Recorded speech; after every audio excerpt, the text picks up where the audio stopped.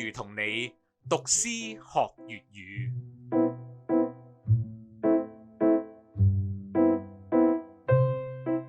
呢條片播出之日正係2月14日，西方情人節嘅前後，而中國情人節正月15元宵佳節亦都係呢幾日喎。咁不如讀返一首情詩，就係朱淑珍最著名嘅詞《生查子·元夕》。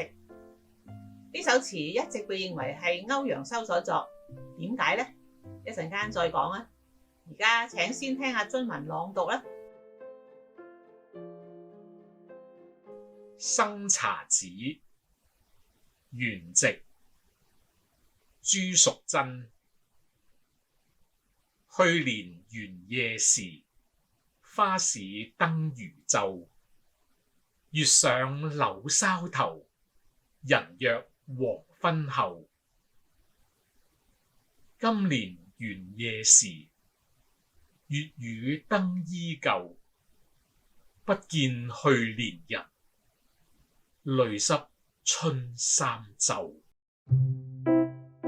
生查子本來係唐代教坊嘅曲名，後來先至變成詞牌。古時女仔受教育嘅機會唔多，所以好少有女詩人或者女詞人。佢哋覺得女子無才便是德啊嘛，所以就將作者由朱淑珍改做歐陽修。近年經過學者考證，確定係朱淑珍嘅作品嚟嘅。呢首詞分開上下兩闕，或者叫上下兩片啦。上闕倒述舊年元宵嗰晚，花燈高掛，照到好似日頭咁樣。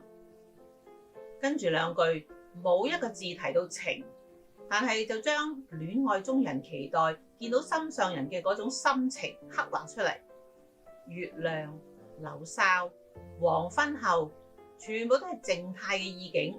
襯翻前兩句花燈高掛嘅熱鬧，溫馨又甜蜜，就成為千古嘅名句啦。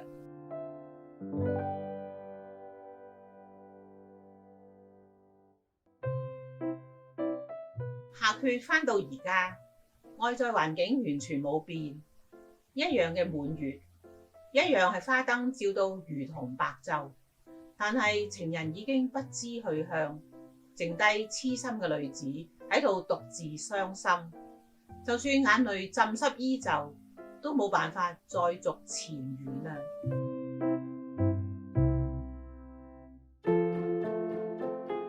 呢首詞嘅意境同之前第11集崔護寫嘅《人面桃花》有啲相似，試比較下桃花依舊笑春風同埋淚濕春衫袖。崔護冇寫自己喊，而係見到桃花笑。朱淑珍就寫自己喊到衫袖都濕晒。由呢度我哋就可以睇出邊首詩嘅意境比較高啦。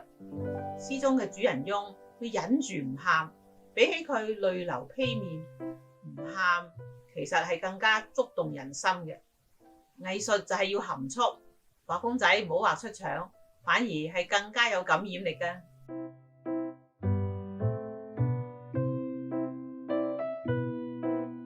又到粵音韻會時間啦，今次我哋嚟查詞牌裏邊嘅查字啊。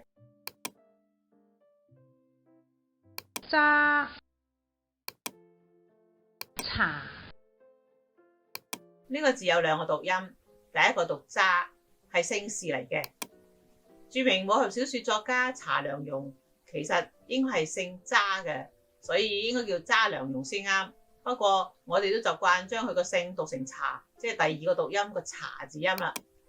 查呢個讀音令人諗起檢查啦，或者咧係調查。呢首詩嘅詞牌生查子讀成生查子或者生揸子，其實都係可以接受嘅。最後請再聽下津文嘅朗讀示範啦。生查子，元夕，朱淑珍。去年元夜時，花市燈如晝。月上柳梢頭，人約黃昏後。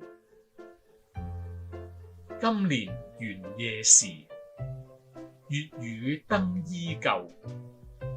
不見去年人，淚濕春衫袖。